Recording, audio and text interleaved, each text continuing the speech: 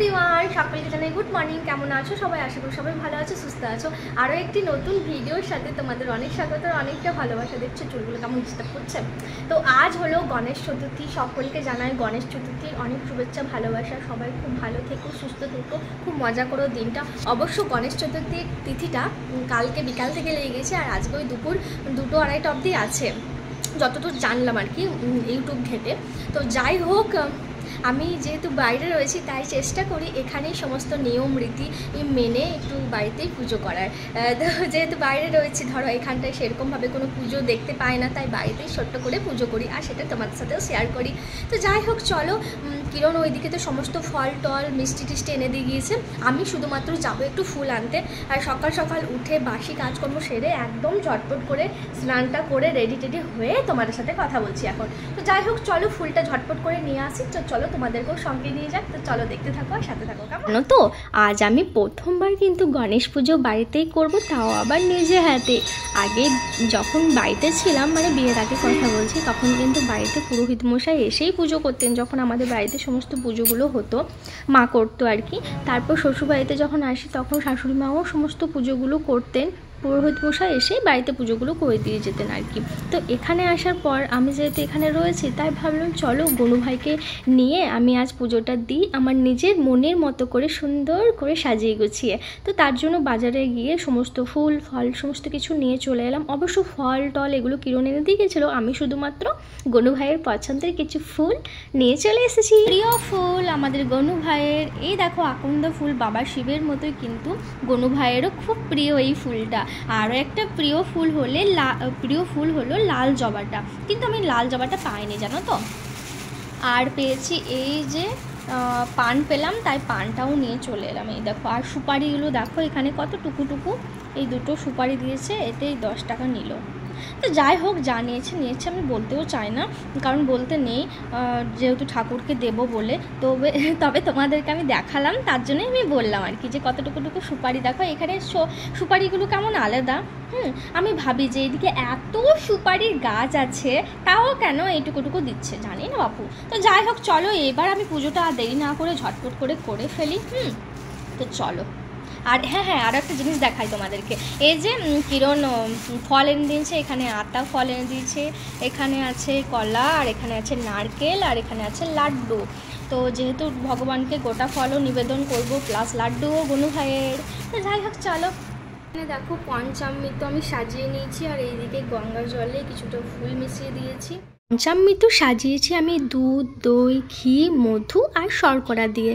তারপর একটা থালার মধ্যে কিছুটা দুব্ব ঘাস আর কিছুটা ফুল দিয়ে গনু ভাইকে বসিয়ে দিয়েছি। চলো গনু ভাইকে এবার স্নান অভিষেকটা করিয়ে নিই। তো ভিডিওটা দেখতে থাকো, আর কেমন লাগলো সেটা জানাতে ভুলো না। ওম গং গণেশায় নমঃ, ওং গং গণেশায় নমঃ, ওং গং গণেশায় নমঃ, ওং গং গণেশায় নমঃ, ওং গং গণেশায় নমঃ, ওং গং গণেশায় নমঃ, ওং গং গণেশায় নমঃ।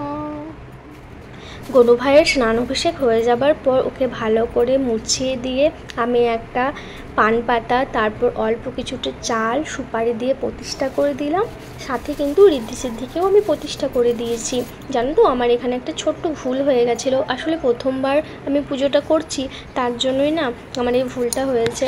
আর ভুল থেকে তো মানুষ শিখতে পারে, তাই না সব কিছু। যেমন এখানে ভুলটা আমার কি হয়েছিল, এখানে আমি সিঁদুরটা লাগাতে ভুলেই গিয়েছিলাম। ওই যে ঋদ্ধি সিদ্ধিকে স্থাপন করেছি, প্লাস গনু ভাইকে ওখানে একটু সিঁদুরটা দিতে হতো, তাহলে একটু ভালো হতো। পরে যখন আমি বুঝতে পারি না যে আমার এই ভুলটা হয়েছে, তখন আমি গনু ভাইকে, ঋদ্ধি সিদ্ধি সবাইকে ওদের সিঁদুর লাগিয়ে দিয়েছিলাম। তো যাই হোক, দেখো ভুল থেকেই তো মানুষ সব কিছুই শেখে, তাই না। ভুল হতে হতে মানুষ শেখে, তারপর দেখে শেখে। যেমন আমি পুজোটা আমার নিজের মন থেকে করছিলাম, জানো তো। মানে আমি যতটুকু যে হ্যাঁ এভাবে করব বা এভাবে করতে হয়, মানে দেখে আমিও কিন্তু এটা শিখে গেছি।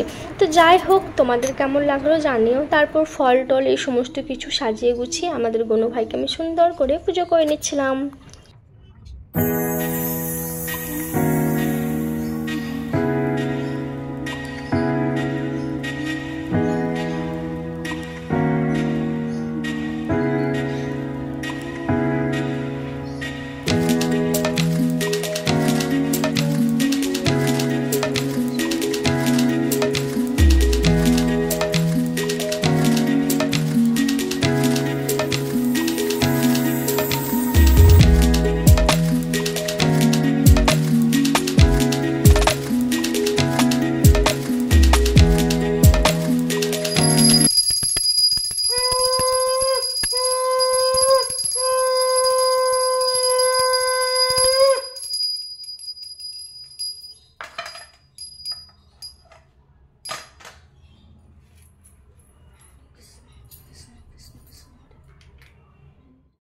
এই যে সবাইকে একটু প্রসাদ দিয়ে আসবো, তার জন্য সাজিয়ে নিয়েছি অল্প একটু নারকেল, লাড্ডু 2 পিস করে আর একটা করে কলা।